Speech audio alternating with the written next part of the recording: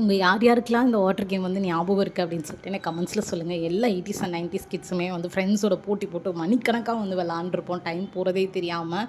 So என்னோட இந்த மெமரியை வந்து என்னோட பாப்பாவோட ரீக்ரியேட் பண்ணோம் அப்படின்னு சொல்லிட்டு அவளுக்கும் இந்த டாய் வந்து வாங்கினேன். எனக்கு லைட்டாக பச்சமாக இருந்தனால காளான் வாங்கினேன். பட் அவங்க யூஸ் பண்ணுற அந்த எண்ணெயும் கலரையும் பார்த்துட்டு வேணாண்டா சாமி அப்படின்னு சொல்லிட்டு சாப்பிடாம அப்படியே வச்சுட்டு வந்துட்டோம். உங்களில் எத்தனை பேர் வந்து பாடி ஷேமிங் வந்து ஃபேஸ் பண்ணியிருப்பீங்க அப்படின்னு சொல்லிட்டு எனக்கு தெரியலை. பட் ஏதாவது ஒரு இடத்துல நம்ம வந்து எல்லாருமே வந்து ஃபேஸ் பண்ணியிருப்போம் அப்படின்னு தான் நினைக்கிறேன். நான்லாம் வந்து ஃபேஸ் பண்ண அந்த பாடி ஷேமிங்கே கிடையாது. என்னோடய ஹைட் அண்ட் வெயிட்டை வச்சு இப்போ நான் ரொம்ப வெயிட் போட்டுட்டேன். பட் நான் என்னோடய ஸ்கூல் டேஸில் வந்து 45 கேஜிஸ் தான். பட் என்னோடய ஹைட்டுக்கு வந்து ரொம்ப வெயிட்டாக இருக்கிற மாதிரி தான் தெரியும். என் கிளாஸ் பசங்க வந்து என்னை டீஸ் பண்ணாத நாளே கிடையாது. ஒரு தண்ணி குடிக்க போனால், வாஷ்ரூம் போனால் கூட எனக்கு ஒரு நிக்நேம் வச்சு கத்துவாங்க.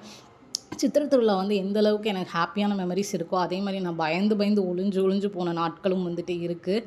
என்னடா அப்படி சொல்கிறேன் அப்படின்னு சொல்லிட்டு நினைக்காதீங்க. நிறைய பேர் வந்து வெளியில் சொல்ல மாட்டாங்க. நான் வந்து அவ்வளோ ஃபேஸ் பண்ணியிருக்கேன். என்னோடய கிளாஸ் பசங்க கண்ணு முன்னாடி வந்து பற்றக்கூடாதுன்னெலாம் நான் பார்த்து அந்த ஒதுங்கி போகிறது, ஒவ்வொரு ஆட்டம் பின்னாடி ஒளிஞ்சு போகிறது, யாராவது பார்த்தா கூட நான் எங்கள் அப்பா பின்னாடி வந்து ஒளிஞ்சுக்கிருவேன். அதுலேயும் சில பேர் வந்து எங்கள் அப்பா அம்மா இருக்காங்கன்னு கூட பார்க்காம என்னோடய நிக்நேம் வச்சு கத்துறதெல்லாம் வந்து பண்ணியிருக்காங்க.